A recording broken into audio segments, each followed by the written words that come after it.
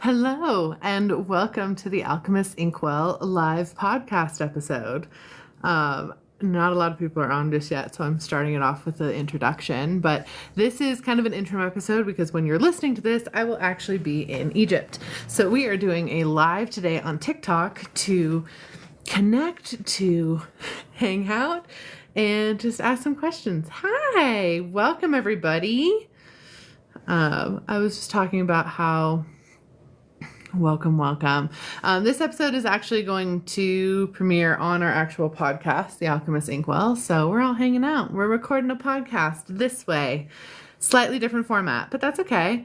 We're rolling with it. How's everybody doing with the weird energy this week? It is quite funky. It is definitely quite funky. I had someone describe it as chaos, and I was like, you're right, it is very chaotic energy. The fun part about chaotic energy, though, is if you really think about it, like the primordial ooze from which we all come is chaos energy, right? So if we want to do some manifestation, this is a wonderful time to do that. My image quality is stunning. Well, thank you. I'm so glad. It is a cell phone. It's my phone. And then I have like a ring light thingy over here, but I'm glad it's coming up okay. How's everybody doing? Welcome. I meant to schedule this a little bit better as far as like putting it on the actual schedule, but that did not happen. Yeah, that didn't happen at all, but that's okay. We're just gonna vibe with it. We're gonna roll. The energy has been funky for sure. We are leading up to eclipse season. So the energy is always weird before eclipse season, to be totally honest. Essentially, oh gosh, I guess it's the first week of March. Yeah, the first week of March is the first eclipse. I had to think about the dates. But yeah, the first week of March is our first eclipse that kind of kicks off our eclipse season flow.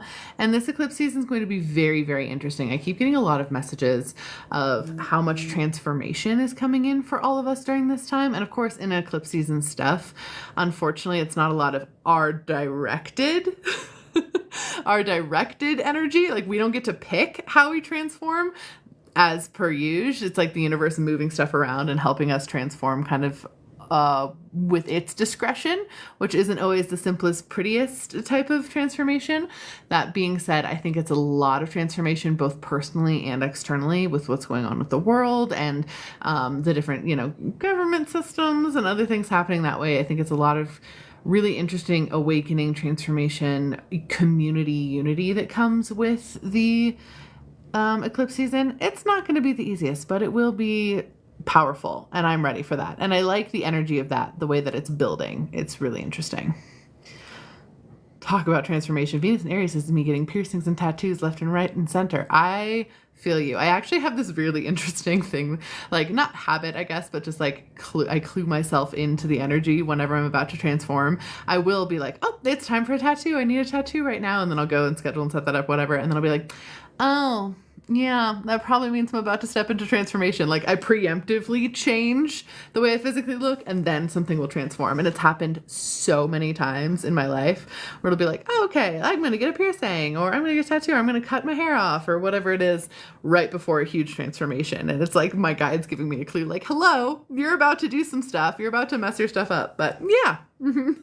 Yeah, we will be in Egypt during the eclipse. So I will be with a bunch of people in Egypt during the eclipse. I'm so excited. We are hosting our group trip with Trova Trip. A fun fact on that too, we may be announcing a next location for our next Trova Trip very soonish. So you definitely want to stay tuned into that. That is definitely coming down the pipes very soon. But yeah, so we will actually be in Egypt for the first eclipse, which is the lunar eclipse. It's going to have a lot of really cool energy to it. In the United States, though, you can actually see the full lunar eclipse in most of the country, which is pretty cool. I don't know what time it happens, but it's in the middle of the night, obviously. But it's going to show up as like a red moon, right? So that is, yeah. Well, thank you. Yeah, someone said, love your sweatshirt. I got it thrifting, actually. It was like the best thrift find ever.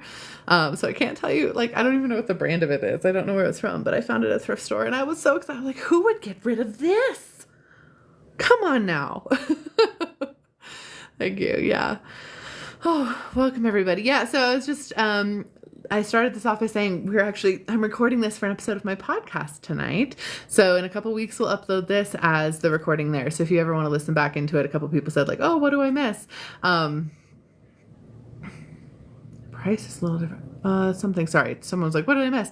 And then someone asked a question. I got confused. But you can listen back to this on the podcast. Sorry, I zoned out for a second. Also, by the way, I am super duper tired right now.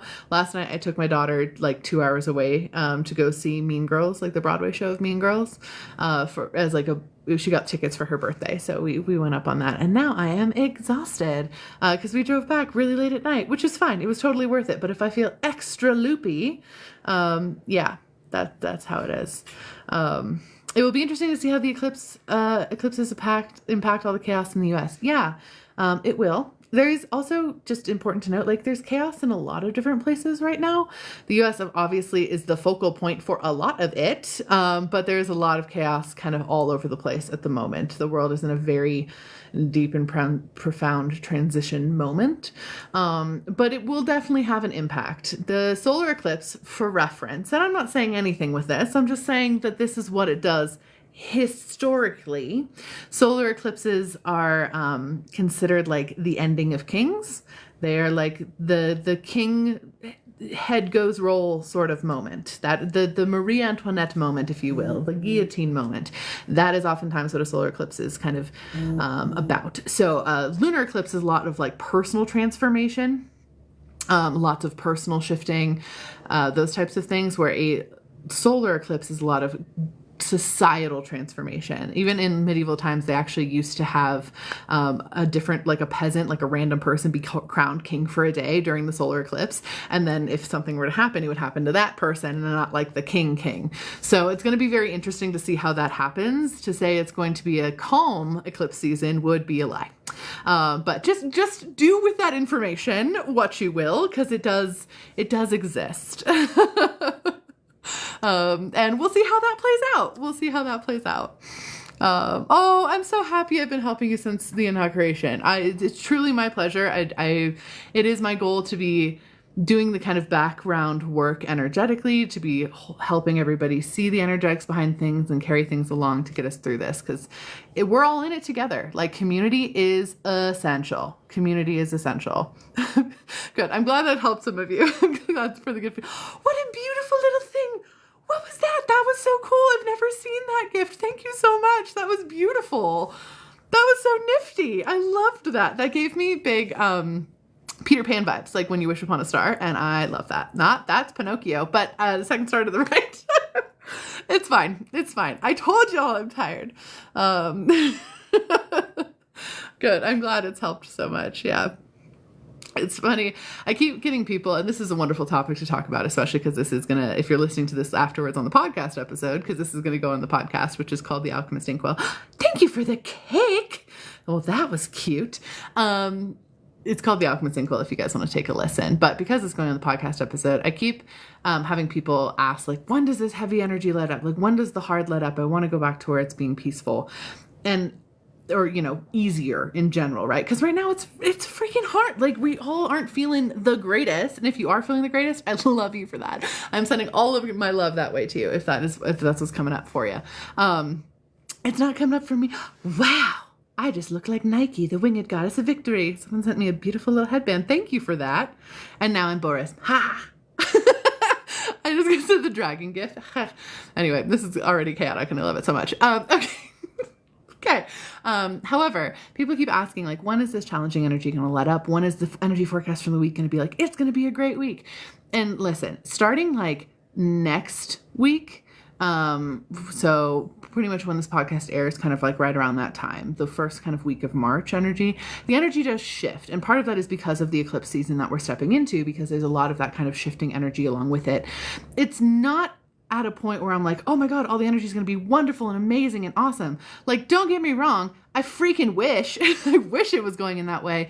But unfortunately, we're in a space where change is now having to happen in so many different ways. And it's not like we can all predict exactly how it's going to go down. Even I was seeing the energy. It can't be like, oh, it's exactly going to go this way. And I also don't feel comfortable necessarily sharing that on platforms like this. Not because I think I'm wrong, but I don't know what consent is there. I share a lot more of that kind of stuff on my Patreon as a layer of consent, because I am really aware of the mental health stages that a lot of people are in, and contributing that, in my opinion, for me, doesn't feel super aligned. But with that, there's a lot of energy changing all the time, especially this year. Overall, this year's energy, I like the energy of this year. I think there's optimism that can be found. I think there's a lot of really good changes that are going to come, a lot of magic that's going to happen. I think it's a really powerful and kind of profound year in a lot of ways. And I'm not like, my logical human brain is like, oh my God, terrifying, so many scary things. But then when I look at the actual energy, I'm like kind of at peace with it. I feel fairly neutral and optimistic about it. And I love that. Like, that is a really healthy, wonderful thing to have. I think a lot of ways we're stepping into what will eventually become kind of the new kind of renaissance, a new spiritual birth of energy and all these different things. So if you find like, oh my gosh, when is the good energy going to come? Remember that these energy forecasts are just that. They're forecasts. They're for you to remember to bring an umbrella, and you can make good energy. No matter what energy is coming at you, you get to find beauty and you can make those things. Oh my gosh, a crystal crown. Well, that was really, I want that in real life. I would wear that every time. Probably. But you can make powerful, beautiful, wonderful energy. People live amazing, gorgeous lives, even in times of adversity. That doesn't mean to bypass it, by the way. That's not what I'm saying. I'm just saying if you need to find good energy, you can still find that, even if the energy coming at us is more challenging. So remember that you also get to control some of that. I think a lot of times, especially in like new age spiritual spaces, there's oftentimes like, well, this is the astrology that's happening, or this is the energy that's coming up. And it kind of serves as like a little bit of a disempowerment, which is never what I want anyone to feel trapped in, because it's not a disempowerment. We have our own ability to manifest and create energy and find spaces and bring in magic. Like, that's why we exist in the physical. So just know and remember that, like, feel that in your jellies. And I hope it helps kind of sit with you and guide you through some of this. Yeah. Oh, thank you for complimenting the hair color. I appreciated it. I needed some added some money pieces and some sparkle to the hair recently. Again, that like preemptive, like, need to change something about my appearance before I dive into transformation. I was like, yeah, that's what this is. Absolutely. Any new stories from Cinnamon? How are they doing? Wonderful question. Cinnamon is the fairy that lives in my kitchen. But the way, if anyone is wondering who the heck is Cinnamon, he lives in my kitchen. He is a fairy. He comes from a very small fairy realm, and he just kind of pops in and hangs out. He really loves cookies. They're his most favorite of foods. Recently, actually, on my Patreon for a bonus video for one of the tiers, I posted like a bunch of the most recent story times. He recently comforted me quite a bit when I lost one of my bunnies. He passed away. He was old and it was very natural, but passed away recently, and I was having a hard time with it. And Cinnamon gave me a whole bunch of like views on death, which are really profound, and I don't want to butcher them, so because I want to like read them, but if you guys want to check it out, like, there's a bonus video there. He also recently, we were talking, what was it that he had said? Oh gosh. We were talking, he had like a little bit of a war sort of thing happen in his realm. It was super funny. And I say it was super funny, not because horror is funny, but because he was like, yeah, like the little guys are fighting against the big guys. Because apparently there's the blue queen and the red queen. The blue is for the big guys and the red queen is for the little guys. They all share the same land, but the little guys are like Cinnamon sized. He's like 1.5 feet tall maybe, and smaller. And then the big guys are all bigger than Cinnamon sized. They got in a fight. They were in a war, and the war is over and Cinnamon was celebrating. And I was like, oh, did you win? And he's like, no. But it was great anyway. And I was just kind of like, all right, my guy. Like, I'm so glad. Congrats on your loss. I don't know what to say about that. But yeah, so he hangs. He's a whole vibe. He's around. He's doing good. He pops in and out. Yeah. My podcast is called The Alchemist Inkwell. That's actually where I'm going to upload this live recording in like 2 weeks, just as like an episode while we're in Egypt. Yeah. I speak so knowingly. I appreciate your posts because they're informative and reassuring. Oh, thank you so much. I do my very best. I've been in this field a long time, and in this, like, I've been psychic forever since I was a baby. But I've been, it's always been my goal to distill the information down into a way that it can be understood and manageable and easy to disseminate. And so it's not so overwhelming, because so often so much of this stuff is like drinking from a fire hose, and I never want that to happen to anywhere else. So anyone else. So yeah, I'm so glad that you find it helpful. And yeah, the podcast is called The Alchemist Inkwell. You have a gnome named Esmeralda. That's fantastic, but she needs a new paint job right now. Amazing. Oh, like a garden gnome. I love that. That's awesome. Yeah, Cinnamon, he just pops in when he wants. Someone asked a while ago, like, is he a guide of yours? And I'm like, no, No, he's not. He's just a friend. He's a friend. Yeah. Can you meet another soul chunk of yours in life? Oh my gosh, what a fantastic question. So yes is the answer. So little bit of background here with higher self, soul chunks, like stuff like that in order to fully answer this question. When we incarnate, we essentially have a higher self. This circle is your higher self. A little chunk of that higher self breaks off and pops down here and hops around to do things, to do life things. That's what we're doing now. We're a little soul chunk. Sometimes we have more of a soul chunk. Sometimes we have less of a soul chunk, but that's kind of inherently what happens. And we boop around, we do things. Then after death, at some point in time, we will come back around and eventually make it back to our higher self. So occasionally more than one of those soul chunks can come down and do a life at a time, right? That's like another one of your soul pieces.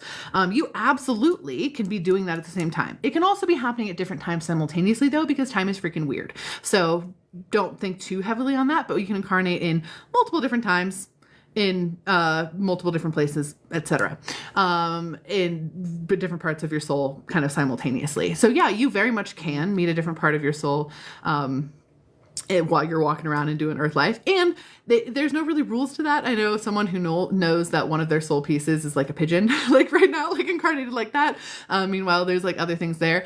And you might have a whole bunch of soul pieces out. You might have just you. And there's a ton of variation. It just kind of depends on the individual journey. So yeah, but yes, you absolutely can do that.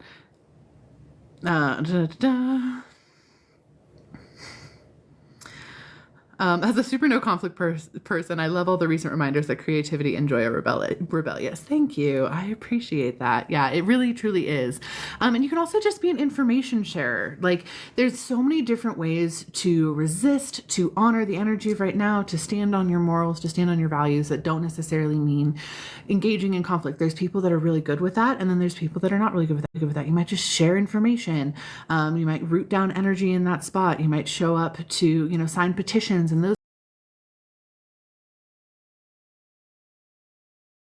types of conflict, but can still make real energetic impact and difference on top of just joy and actually continuing to practice your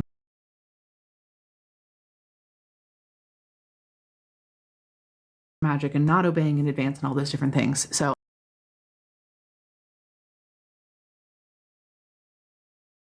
magic and not obeying in advance and all those different things. So to do all sorts of magical stuff. So we are doing group trip, 2 actually back to back in Egypt, which is going to be super duper fun. So we're going to essentially start in Cairo, and then we're going to see the pyramids of both Saqqara and the pyramids of Giza, as well as we're going to go down to Luxor at one point. We're going to see Karnak, which I love, as well as the Luxor Temple. One of my favorite places in all of the world, but in Egypt specifically, is the Temple of Hatshepsut. So she was the female pharaoh.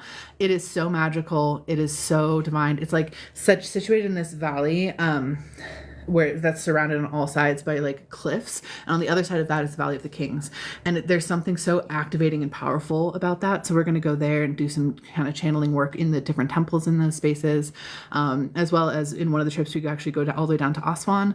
We're going to go see the Temple of Philae, which is a temple to Isis, and then we're also going to spend a night on the Nile, which is going to be really fantastic. So yeah, it's going to be such an adventure. I'm actually going to vlog most of it, the whole trip, kind of day by day vlogs for the entire 3 weeks that we're there, because we're gonna be gone a long time, because again, 2 trips kind of back to back. So I'm going to vlog all of it, all of the spiritual ahas, all of the different things that I download in there. One of my main guides is Thoth, the god Thoth, the one with the ibis face. He's a guide of mine.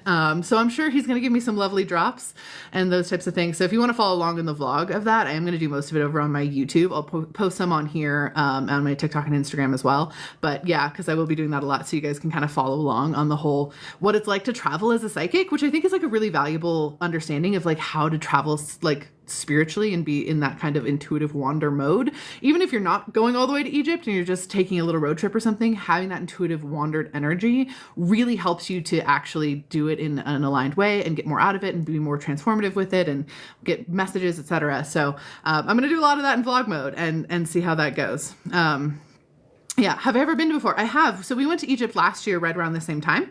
And we did a group trip there. It was an incredible experience. One of the coolest experiences like I've literally ever had. And I did do a whole YouTube about it if you want to check that out kind of more deeply. Some major highlights of that, ended up coming face to face with the statue of Sekhmet and getting my shit rocked a little bit, to be totally honest. Like, it was a wild experience because she's still in her original plinth, and that was a wild thing. I don't think she is anymore because they have opened the new Egyptian museum, and I do believe she went over there. But that was incredible. Getting some really powerful insight from Thoth in general about clues he'd been giving me for like months and months and months, and they like finally all came together. That was really fantastic. We did a hot air balloon ride over the Valley of the Kings and got a lot of energy from that. It was just a really powerful experience. Oh, there was also this one really haunted hotel that we stayed in. I don't think we're staying in the same one this time, but that haunted hotel it was so haunted. It was so haunted, you guys. There was so many from years and years and years. It had been open since like the 1920s or something, the specific hotel. And so there was tons of ghosts there. And so we're sitting there and you just hear someone knock on the door and it would just be like, nobody's there. Be like, cool. And it was a lot. So there was tons of stuff we did. But if you want more of the recap, kind of that's where it comes from. Yeah. Ooh, what's the highest vibe place you've ever visited? That is a great question. So I visited a lot of places, first of all. And highest vibe is kind of, it's kind of hard to pick out. When you walk through a torii gate and into a shrine in Japan, a Shinto shrine, the vibration changes so palpably. It's kind of wild. So as far as like feeling the difference in vibration at a like literal crossover point into another space, shrines in Japan are on a completely different level. Specifically, the shrines in Kyoto, they're really, really, really highly activated in that way, but all over Japan, those were incredibly, incredibly high vibe. That was a huge one. I will say Karnak, also incredibly high vibe place in Luxor in Egypt. Super duper duper high vibe and powerful energy comes from there. Oh gosh, where else would I say is a high vibe place? One of my favoriteest places, I don't know if it's necessarily high vibe, but there's pockets of really high vibration in there. Ostia Antica, which is essentially a ruin outside of Rome. Think of like Pompeii, but without the volcano. So the vibration is obviously significantly different, but it's like that extensive and beautiful. And there's tons of ruined temples that you can just go walk and stand within. And the temple layout, the way that temples work energetically, you can actually make your home into a temple. There's ways to actually do that, very much so, because what it does is it lines out energy kind of centers and parameters for energy to kind of conduct and swirl within. And if you do it very intentionally and in the right way, that can pretty much stay all the time, especially because a lot of ancient temples had underground components to them too.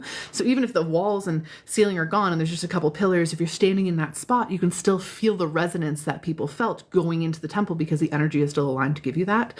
So there's a lot of temples in Ostia Antica that you can just kind of walk into and you're like, oh, this was big and important. Like, this is big energy. Yeah. Also, I live in Lake Tahoe. So to me, Lake Tahoe is one of the highest vibe places on the planet, period. And whenever I get to swim in her, it's the most activating. It's so activating and beautiful. Mm-hmm. Yeah. Do fears just come from not knowing the truth? First of all, that is a beautiful question. Some, yes. Some, no. I think that there's oftentimes we have valid fears because fear is for humans a driving aspect, right? So if there's a tiger in the room that's angry and about to eat your face, you want to be afraid of that tiger. Like, that's a good thing. We don't want to get rid of that fear or, hide that fear or, shun it in whatever way that we want to have that fear. So I think there's some fears that come from knowing the truth, right? That tiger's going to eat your face, and that is a valid fear. And that would be scary, right? And I think that there's power in all emotion, and fear is one of those that also has a lot of power. As far as more metaphysical fears, spiritual fears, those types of things, I think a lot of time our fear of spirituality stuff or connecting with our guides or ghosts, those types of things, come from a feeling that it's somehow more powerful than us or that we don't understand it, we don't know. So in that aspect, yeah, I do think it comes a little bit from not understanding the truth. However, I also think it comes from a time when we understood even less truth. A lot of times our fear of spiritual stuff and those types of things come from when we were little kids and we were scared of the dark, or maybe it was one of the first times we ever perceived energy and we're like, oh my gosh, like that's kind of scary. Like I don't really know what that is. And we got afraid of it because we were in a place of we're little. We don't know what's going on. We barely know how to do anything. We can't even feed ourselves.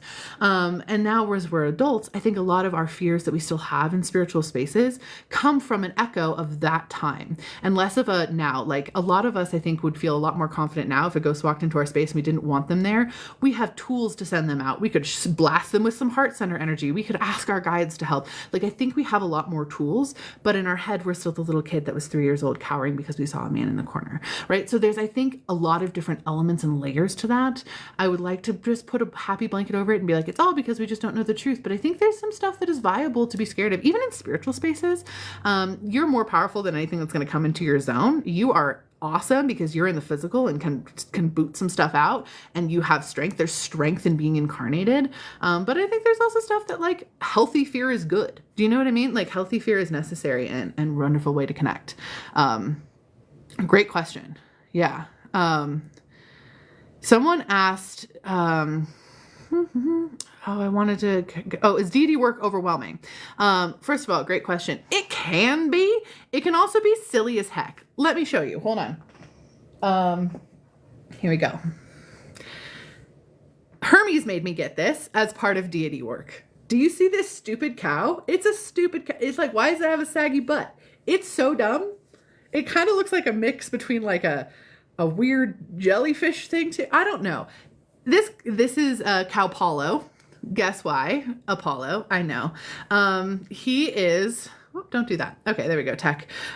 This is the result of me getting this. If you're like, is that a hamster? The answer is correct. That is a hamster. A while ago, I wanted to get a stuffy I could warm up and put on my lap during readings and stuff for grounding. If you ever need grounding, a stuffed animal is really nice, especially a weighted one or a heated one. They really help you kind of ground. So I was like, oh, I want to do that for readings, just to have it on there, especially in the winter because my house was freezing at the time. So I bought this hamster because I thought he looked cute. And I was like, oh, what should I name it? Because I name everything. And Apollo pops in, who's one of my guides, and he's like, Hermes. And then he begins to crack up. And I was like, oh no, now I must name it Hermes. To which Hermes iced me out for like a month. He was pissed. And then he started messing with my technology and things like that, like very intensely. And finally, like we got to a place where it's now like a dedicated hamster. Like this is his hamster and he owns it. Hermes the hamster, he's very proud of. He also hid it from me for months and months until I figured stuff out. When he finally let me have it back, I was like, can I please have my hamster back? I will buy you a stuffed animal of your choosing that you can do vindication with if you let me find my hamster again. Hence the stupid pink cow that he named after Apollo to obviously punish him for naming the hamster after Hermes. So, yeah, deity work can be overwhelming. It can also just be stupid, like so silly. And that's okay. I think a big thing to remember with deity work stuff, it's not the same as religion. Deity work and religion are two different things. And sometimes I think we get kind of caught up in that of like, what if I don't know the rules? Or what if I make a mistake? Or, what if it's that XYZ thing? And that's not really the case. It's a personal relationship with a deity about a contract that you guys negotiate together. And so maybe they're like, hey, I just would like a candle sometimes. Or maybe you're like, hey, I'll pour you a cup of coffee. Whenever whenever I need something from you, and you can enjoy this cup of coffee as an offering, and that's fine. It's rules that you're creating between the two of you. It's not some like imaginary doctrine that you're stepping into that now you have to find and fit into the holes of, unless you're doing a specific like path of paganism. For example, if you're like, I want to practice Hellenismos, which is technically a religion. It's the revival of the ancient Hellenic religion, which I practiced that for a while. That does have a little bit more rules or more like guidelines of like, this is how you do a proper offering. These are holidays you observe, XYZ thing, which I guess is what my catchphrase is for this podcast episode. But you don't have to. You can do deity work without that. You don't have to have the structure of religion to connect with these deities and work with them. Sometimes they're connecting with you whether you like that or not. So sometimes they're popping in and being like, hey, I want to work with you. You can say, no, I don't want to work with you, and they'll go away, but they'll still pop in if they want to work with you. I will also say sometimes there's like imposter syndrome that comes with that too. If you're like, why is this deity reaching out to me? I'm just a little human. Knock that off. Knock that off right now, because that is not the case. They're reaching out to you because they want to. And that is awesome. And who are you to question their judgment in that regards? Come on. be stoked that you're special and they want to connect with you. That is a wonderful thing. Yeah. How do you know what pantheons want to connect with you more? Oh my gosh, this is such a great question. I actually was about to post a video on this just the other day. I recorded one, I just haven't quite posted it yet. So I'll pull it from the drafts eventually. But this is a wonderful question.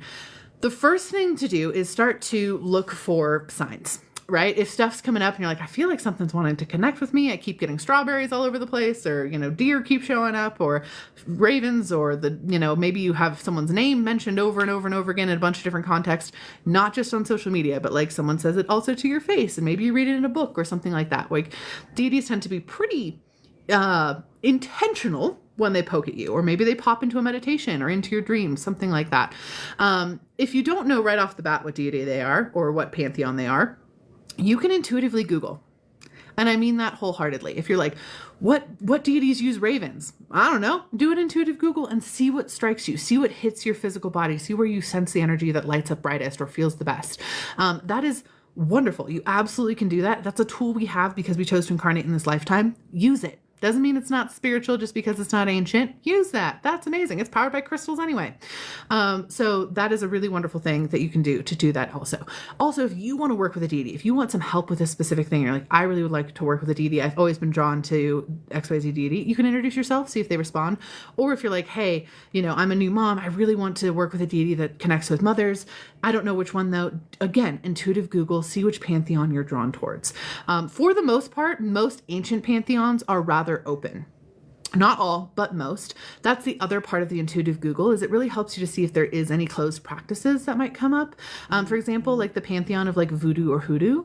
Those are closed practices for people in the communities that is from, for Black people and the islands, Caribbean people, and that type, like that tends to stem mostly from there. I'm not a specialist in that by any means because it's not my place. So that's also helps you kind of weed out if there's deities, etc., that maybe you shouldn't be working with just because they're not for you, because they serve different communities, or if there's deities you should be working with because you're part of those communities, right? Like that can also really help too. They do tend to be kind of choosy in that notion, but yeah. Mm-hmm. Yeah. Yeah, the random ravens you've been seeing everywhere probably are a deity. They do like them birds and other nature type things, for sure. Mm-hmm. My guide says she is part of all the pantheons as a water spirit. Is there an overlap with spirits in their way? There can be, but it's not always super common. So overlap in that way, if she's a water spirit, an elemental spirit, she's probably referring to the fact that she has been an elemental connection between all the pantheons forever. Water would be that for sure. There can be overlap in that sense. Not typically often, as far as it's not like one, for example, Hermes isn't Loki, who isn't Mercury, right? Like they're all different deities, but they all have kind of similar functions, but they're in different pantheons. Typically, they're individual beings, though they might have theme overlaps in different pantheons, and they might still communicate with other pantheons. Like the pantheons don't exist in their own bubbles. For the most part, they do talk to each other. Not all of them, and there's some like weird interpersonal stuff. I'm going to talk on who works with horses in a second, but there's some weird interpersonal stuff with them, but the deities do tend to talk to each other, and the pantheons can absolutely communicate. And depending upon the time in which those pantheons like walked on planet, existed on planet, etc., there might be even more overlap that way, for sure. So someone asked, who do you know that works with horses? Horses were actually, so if we're looking at like the Greco-Roman pantheon, they were created by Poseidon. If you're looking into the Greek, in the Roman, I believe it's also Neptune that does that. Also, though, if you're looking at more of like a Norse pantheon, Loki connects with horses. I've always found that there's also Epona. Epona is a horse goddess that you connect with. Like, yes, like Breath of the Wild, that's where you get the name. So there's a bunch of different ones that connect with horses. So I would do a Google and see what strikes you the best. Matcha as well. Yeah. Major horse girly over here. So I got you on the horse goddesses for sure. So someone, I keep missing the questions, but that's okay. Any ideas for offerings to Sekhmet? Perhaps ways to connect. First of all, if you're working with Sekhmet, get ready for some transformation, because she's both the goddess of destruction and healing, which I think is a really beautiful, wonderful thing. She very much is obviously trying to get my attention as of late because I'm going back to Egypt, and she's a little bit of a jump scare goddess for me. Not like she's a bad goddess to work with at all. She's super not. But for me, I get really jump scary about her because she always comes in when I was like, hey, guess what? You're going to do a big change, just to me personally. And I'm like, oh God, okay, what am I doing? Great. I would offer her sand. If you can find sand or natural dirt from outside to put on your altar, she'd probably really like that, as well as a vial of water, fresh water, specifically from a fresh source, if you can find that as well. Or implements of healing, like straight up put a Band-Aid on your altar, or offer her a Band-Aid, or offer her a snack that is like chicken soup, something that is very healing innately. It less matters what specific thing you offer, though they do have preferences, and more that you have intention there. Sometimes they will get real choosy and they will let you know, but if they have not let you know, it's up to you. That's the part that's fun, is you're making the offering. If they haven't told you what they like, you can choose. Yeah, absolutely. Bastet is your first deity you work with, and Sekhmet is new. Fun. You're going to have a lot of transformation. Goat. Well, that is fun. Thank you for the goats. It was a word goat, by the way, not a physical goat, but now I really wish that like little baby goats would bounce around the screen. Was that goat one? Because that would be amazing. Rhiannon is also associated with horses. Katie, I can't wait for Egypt either. Awesome. Do you have any stories or any interactions with Ra? Funny you asked that. I love the directions this is going, by the way. This is super fun. So funny you asked that. Ra in general is a very interesting deity for me. Those kind of pinnacle pantheon deities is the way they call them. Think Zeus, think Ra, think Odin, those types of like bigger up here worshipped in that kind of way. I don't tend to really connect with super much. I've connected with Ra only a couple times in readings for other people. And when I was at one of his temples, I just kind of like gave him a nod and I felt a nod back. He and I aren't super duper connected, but he's a really interesting energy because he's one of the few Egyptian deities that doesn't spend a ton of time in the Duat. So the Duat is the Egyptian god's eternal realm. So eternal realms are essentially realms where what we would consider deities come from, that are connected to Earth so significantly that they maintain almost into eternity, right? Like they are that maintained as far as realms go. And the Duat is the Egyptian one. And he doesn't spend a ton of time down there in there. He does still, but it's not as common as a lot of the other Egyptian deities, which spend a lot of time in the Duat. So really interesting. But yes, I absolutely have connected there. I'm glad you're loving the Egyptian pantheon representation. Getting ready. Oh, thank you. Someone said I love your nails. Thank you. These are my like leftover Valentine's ones. Aren't they fun? I'm super excited. I'm going to actually get them redone. I know that they're like, what? They're so new. I know they're new, but I'm getting them redone on Saturday because I'm going to be gone for like 3.5 weeks. And obviously I need a new set for that. But I'm excited. Yeah. Oh, you're so welcome. I'm so glad you're loving the information. Yeah, I love talking about deity work so much. I think it's incredibly powerful and it helps you get really beautiful insights both into the past and into yourself. And I love that. I think it's so valuable for us as beings in general. I think it's something that we really need to revive and bring back. A lot of ancient wisdom and magic is coming back very naturally. You've probably already been feeling that in different ways. It's only going to continue, to be totally honest, the higher our vibration continues to rise. Yeah. Have you ever had any interactions with the Roman goddess Diana? I have, actually. I've also been at some of her temples before. She's wonderful. She is not the most communicative when it comes to deity work, as far as like she doesn't necessarily talk a lot. Some deities, Hermes, talk a lot all the time, almost incessantly. She's not one. She chooses her words very wisely. She's very intentional.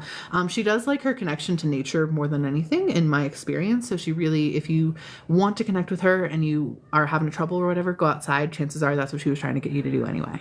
I have absolutely felt that from her many times. Mm-hmm. Yeah. This is a wonderful question. How were your first deity experiences compared to how you work/communicate with them now? Great question. My first deity experiences slapped me over the head a little bit because I didn't really understand fully that was a thing. So just like a tiny, like quick synopsis background. I've been psychic forever and I grew up in the mountains with no television, so spent a lot of time out with like nature spirits and fae and like things outside. Ghosts were also kind of a big thing at that point in time, but just like natural things and spirit guides, other people's spirit guides, I would feel very much even from a young age. And then I shut that down for a while because, different stuff happens as you get older, and then I kind of reawoken it. I've never fully been able to disconnect from these abilities. They just, for a while, like when I was like in middle school and early high school, I had to like pause. Still could feel them. It was a whole thing. The first time I started doing deity work, though, more specifically, was after I left a very abusive relationship in my early 20s, so technically late teens, early 20s.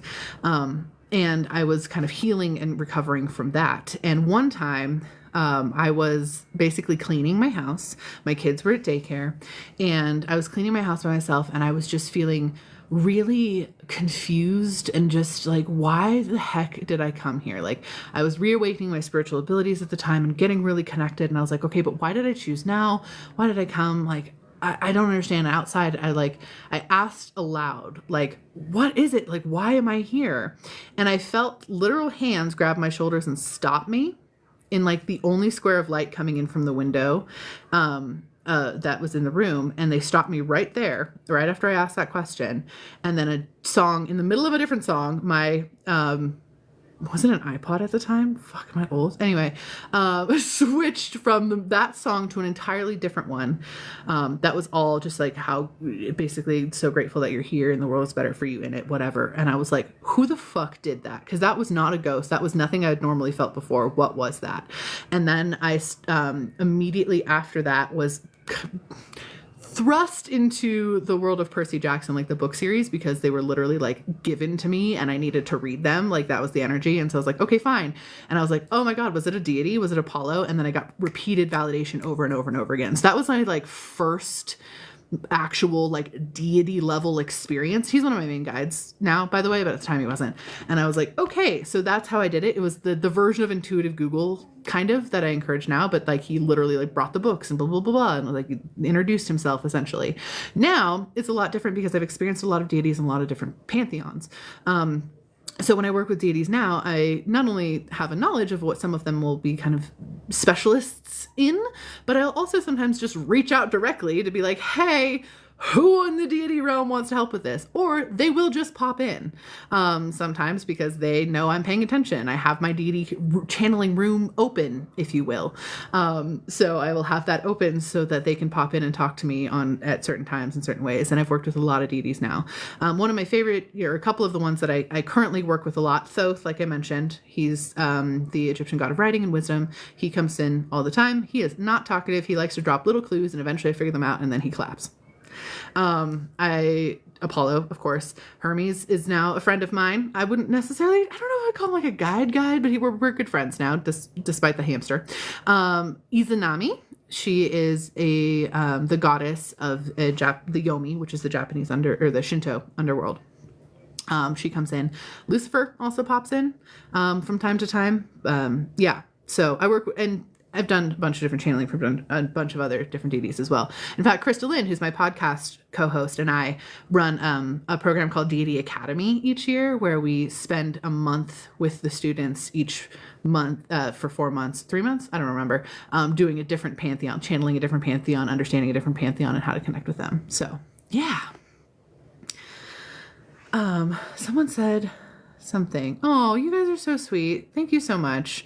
I appreciate all your words. Honestly, it means so much to me. Right now, being a content creator is kind of like jumping into a pit of snakes every time you post anything, because I know it helps so much and everything, but there's like everyone's feeling so outside of themselves. Like, so right now, everyone's feelings are so big. They're like feeling them out here in front of their chest instead of inside. And with that, they tend to throw them at everybody else, and like, you know, posting things definitely is a target for those things getting thrown at you. So I truly appreciate the kind words. It means so much to me. I love getting to help as much as I possibly can.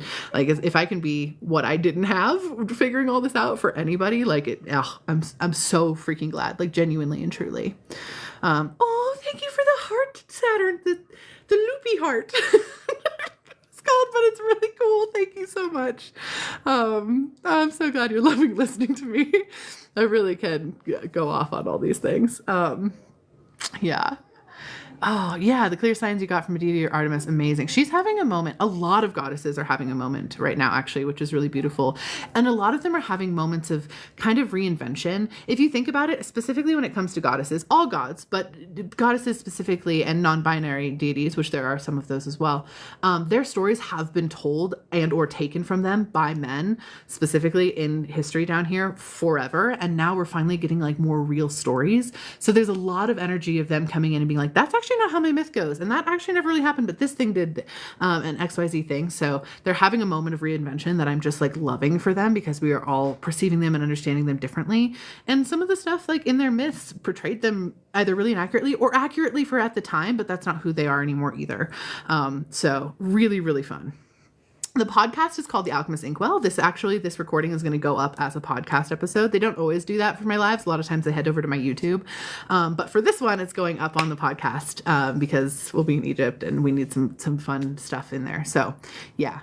So it's called The Alchemist's Inkwell. It's on YouTube, etc. Davina, you're the sweetest. Thank you for recommending soul readings with me. They are open again, by the way, if you do want a reading with me.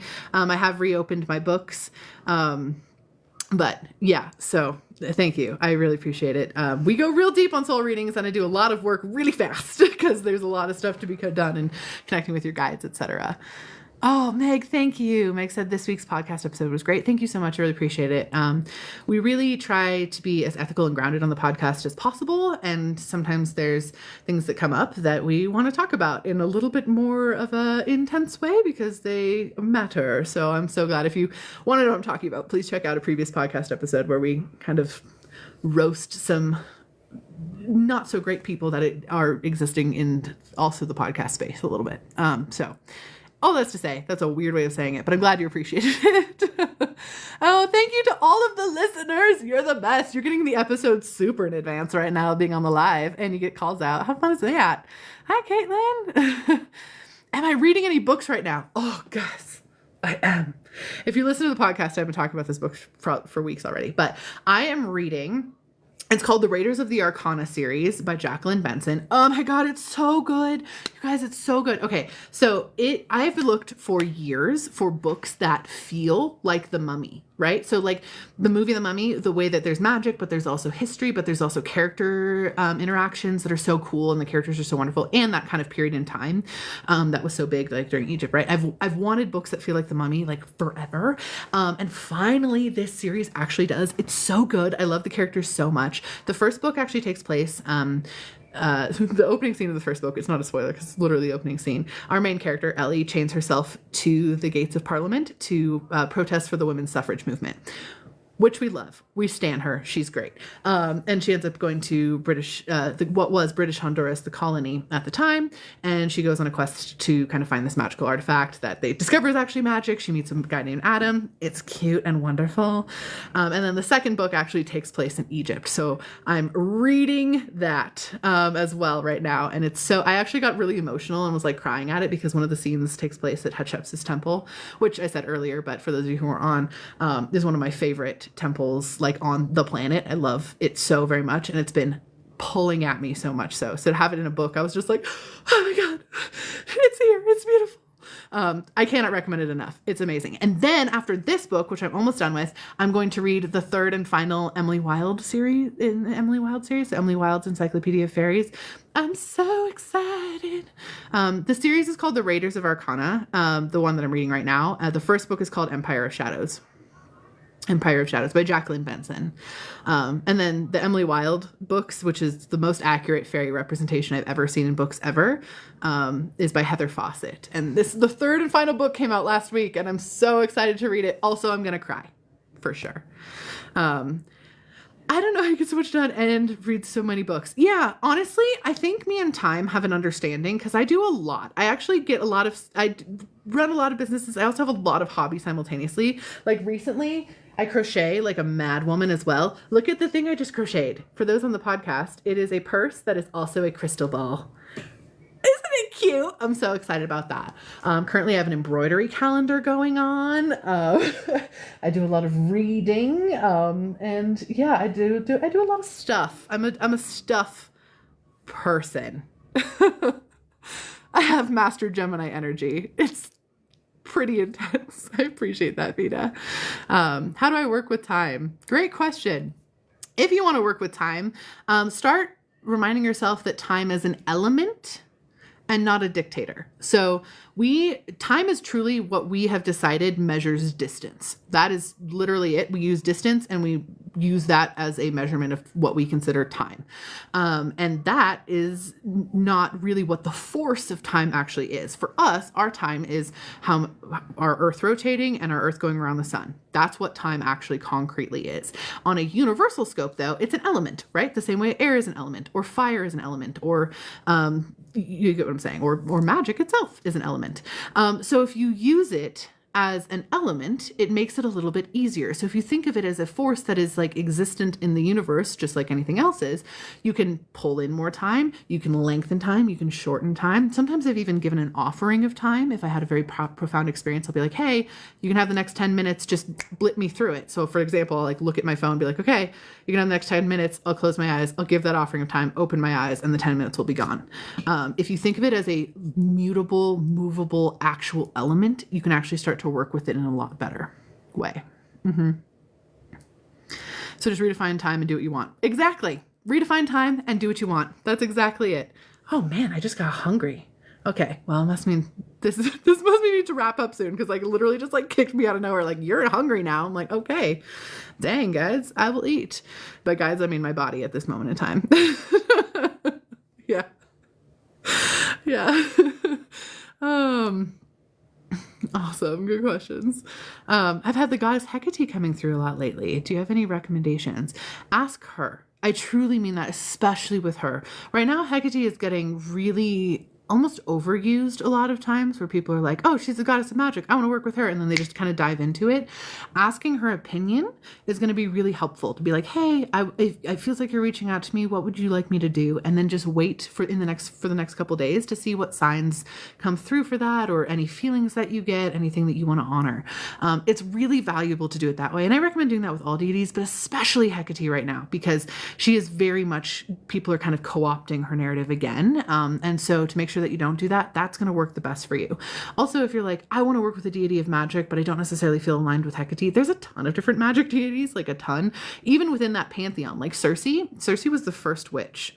She's a deity. She's a full deity, but she's like actually the first witch. So if you want to work with something in more of a witchcraft space, Circe might be more aligned with you too. But truly asking that opinion and connecting with her in that way is really going to help. On that note too, if you want to understand Circe a little bit better, Circe by Madeline Miller. It is a fiction book, but she represents her very, very well in that book, if you want to understand that connection. Yeah. Is the Gaga song about Hecate, do you think? I don't know if it's about Hecate as much as I actually just think it's her casting magic, like her doing an actual spell work in the song. The energy that comes off the song is absolutely wild. Like, I was watching the music video when it premiered and I was like, whoa, bro, like this is a lot of energy. This is a lot of stuff coming off of that. Which is amazing. I was like, that's spell work for sure. I don't know if it's specifically dedicated to Hecate. I highly doubt it, to be totally honest. I think it's more of a projection spell, a protection spell, not a projection spell, a protection spell for those who listen to it and honor the meaning and message in it. It's like, this is magic for you if you wish to receive it, was the energy that I got off of it. It's really neat. Yeah. Oh, I'm so glad you like my weekly energy updates. Yeah, I'm so glad they help. I do say, just so you guys know too, if you want a little bit more in depth with those, I do post them also on my Patreon, like the free tier of my Patreon. I do have a free tier there. And I will post those there with a little bit more information, or I do on my mailing list as well. We'll send out an email with more information about the weekly energy forecast too, if you want to go deeper there. Any updates on your book, Lacusta? Sorry for the spelling. Well, I have updates for me as an author, and I will have announced when you're listening to the podcast. I hope this stokes out some of the listeners too, but for you guys, I'll also tell you on here. I am super duper excited to announce, and I will do a video on this literally tomorrow. I was planning on putting it up there, but I am now repped by the incredible agent.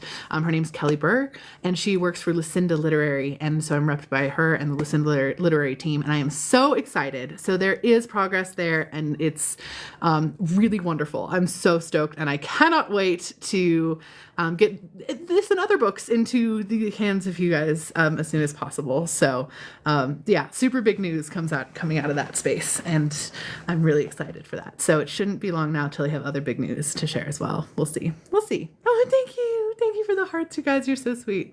Yeah, you're so sweet. Yay. So yeah, stuff is definitely happening, and I can't wait to for you guys to meet LaCusta more, because she's incredible. Also, we have had to talk LaCusta down a little bit because a couple times she's told me, like, when I'm like looking at the state of the world and I'm like, oh my gosh, I'm stressed about that, she'll be like, just poison them. And I'm like, no, not how the world works now, actually. That's ancient Rome. Ancient meaning thousands of years ago. That's not how now works. And so we've had to talk that down a little bit a couple times, which is really funny. Yeah, super fair. She's just been like, well, just solve the problem. Like, fix that. Yeah. So she's a hoot. I enjoy her so much. Yeah, the song's called Abracadabra by Lady Gaga, by the way. The magic word. The universal magic word, abracadabra. It's not universal. I'm pretty sure it comes out of Arabic mythology, if I'm correct on that. Oh, I might have to do the slidey thing. All right, I have to slide the little puzzle piece that it makes you do to validate. Okay, cool. But yeah, I believe it comes out of Arabic mythology, that word. Yeah. She's a little confused, but she's got the spirit, right? She's like, just go solve it. Like, you can figure it out. I'm like, oh, no. Yeah. I've been wondering about spirit guides and celestialites that learn different languages. Do you mean to help you learn different languages, or like how the languages they speak in? Language works very different in a lot of other places in the universe. And usually when we're tapping into it psychically, we're not really typically hearing the actual words in that language. It's kind of put through our own language filter, which is a very common way of communication. Ghosts have a harder time with that. If you're perceiving them cognizantly, it's a little easier. So that just knowing sense, then it's easier, or with the physical sense, clairsentience, that type of thing. But if you're actually hearing a ghost speak clairaudiently, sometimes that's when you get jammed up on language stuff. But yeah. So language is just very different in general. When we talk about light languages, that is the spoken version of languages that exist elsewhere in the universe, but not down here. I actually hate the term light language, mostly because I think it's been very co-opted, again, by a lot of the like star seed, which is not a very healthy, it's actually rooted in a lot of racism in a lot of ways, the concept of star seeds, unfortunately, as it exists in New Age communities. But light language kind of gets co-opted by that a little bit, which is not the case. I think light language is incredibly powerful, but it's just other dimensional language from other dimensions, realms, other planets, etc., that can be used down here in really powerful and magical ways, because words have connotation no matter what language they are. Words have power. Words have magic. That's why books are magic. That's why spells are magic. That's why talking is magic. That's why writing things down is important. All of that is magic. And with light language, it also does that too. It's just more of a universal language sort of space where there's a bunch of different types of languages that can come in light language ways. People have tried to define them. I'm not one of those people. The only time I ever really get light language is in certain altered stages of consciousness. All of a sudden, my thinking will switch to a different language, like straight up. And I'll be like, no, that doesn't exist on Earth, but fun. It's just the same as normal thinking. I can just identify that the words are not words I could speak with my human mouth. What's something you don't think people are talking enough about spiritually right now? Ooh, what a fabulous question. Okay. Something I don't think people are talking about. Well, there's kind of a lot of things.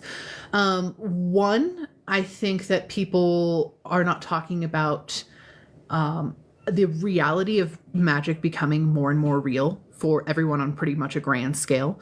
I talk about it quite a lot, but I haven't seen a ton of people talking about it in the ways of like, it's gonna start becoming an everyday dinner table conversation for a lot of people. We're stepping into a space where, with magic being so real, it's going to become one of those forces where people are like, oh my gosh, that actually like that magic is actually real and kind of becoming undeniable. I think that would be really huge. The same with deities kind of coming back into the normal space.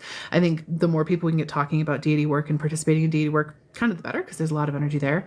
I also just think the partnership, and I will say this till I'm blue in the face, but always, always, always the connection between spirituality and mental health, and the fact that both of those need to exist together and not separately. They're not opposed, nor are they replacements for one another. That will always be something that no one is talking enough about, because spirituality and mental health are best friends. They have to hold hands. And that is the way we prevent things like spiritual psychosis. That is the way we remain in balance. Spiritual psychosis, by the way, oftentimes it gets applied specifically to just like the occult and like new age communities and like these kind of alternative spiritual spaces. It happens more in organized religion spaces than it does in those. It is something that's very, very common. You've met people in spiritual psychosis, I guarantee it. And with that, I think that is how we really aligned and activated and step into spirituality, is making sure that that spirituality and mental health are balanced and they are helping each other out, and they're not one's replacing the other, vice versa. That's when we get into slippery slope spaces. So for sure, that is what I think most people should be talking about more about in spiritual spaces, especially right now when people are having troubles with spiritual psychosis, to be totally honest, obviously. Yeah. Oh, hi, Danny. Hello. Amazing. Well, I love all of you. My stomach is literally growling. I don't know if you can hear it, but I need to go eat something, because it's like getting to a point where I'm like, okay, I am starving. Thank you guys so much. Again, this episode is going to air on the Alchemist Inkwell podcast in the next couple of weeks. If you want to re-listen to this live, that will be there, as well as all of our other fun episodes. Like, please check out the Alchemist Inkwell podcast. Krista also did a live, or is doing a live. That's also going to premiere soon. But we have some really fun episodes planned there. We also just had a really fabulous guest that's going to come up. He's a sound healer and he talks really amazing things. A sound therapist. Really amazing things about sound therapy as well. So super amazing. Thank you guys so much for being here. Thank you for being part of this. And remember to take all of this energy and go make some magic. I'll see you next time. Bye, everybody. Or maybe not, if I can stop it. There we go.